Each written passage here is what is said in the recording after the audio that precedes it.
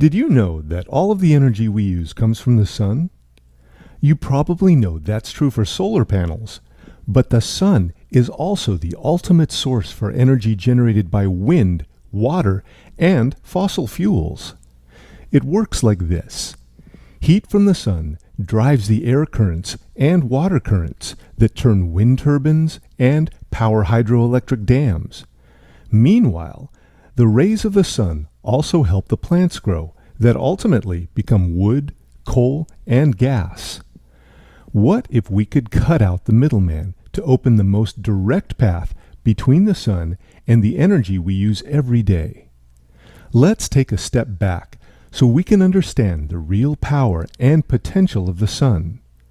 The sun is a massive, flaming sphere of gases, 330,000 times more massive than the Earth. At its core, the sun is 27 million degrees Fahrenheit, which is 60,000 times the temperature of your oven when you bake a pizza. The sun gives off lots of energy into space as heat and light, called solar energy. If we could capture all of the solar energy that reaches the Earth's surface, we could continuously run a 25-inch television on every square meter of the Earth and still have energy left over. Right now, we aren't using all this energy. Instead, we mostly rely on coal, oil, natural gas, and other resources. But these sources aren't renewable, which means they'll eventually run out. In fact, if we keep using these non-renewable resources at the rate we are now, we may run out of oil and gas in the next 50 or so years, and coal in the next 115 years.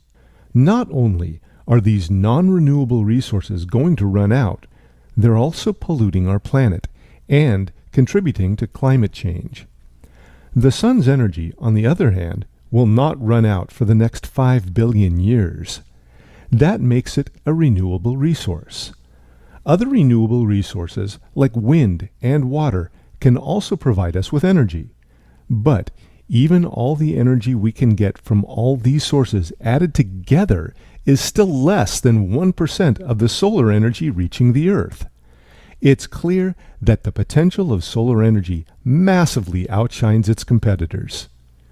How exactly do we harness solar energy? Solar panels directly convert sunlight into usable electricity using special materials like silicon. Another way to harness solar energy is through a process called concentrated solar power, which uses thousands of mirrors to reflect sunlight onto a tower. The heat captured in the tower makes steam that flows through a steam turbine which generates electricity. But even though we have these promising technologies to capture solar energy, there are still many challenges with using solar energy on a large scale. For example, the amount of solar energy we can harness can change based on place and time. Some parts of the world get much more sun than others. Solar panels in the Sahara Desert will produce more energy than those in Seattle. But even in the sunniest places, the sunlight still isn't constant. The changing of seasons, the cycle from day to night, and even clouds in the sky can reduce the amount of available energy. To make solar energy usable when and where it's less available, we need to improve energy storage and transmission systems. Above all, we also need to make solar technologies more efficient and less expensive. Currently, less than 1% of all energy produced and used in the United States comes from solar energy. But as more researchers, private citizens, entrepreneurs, and government agencies are recognizing its amazing potential, we're moving closer to a solar-powered society every day.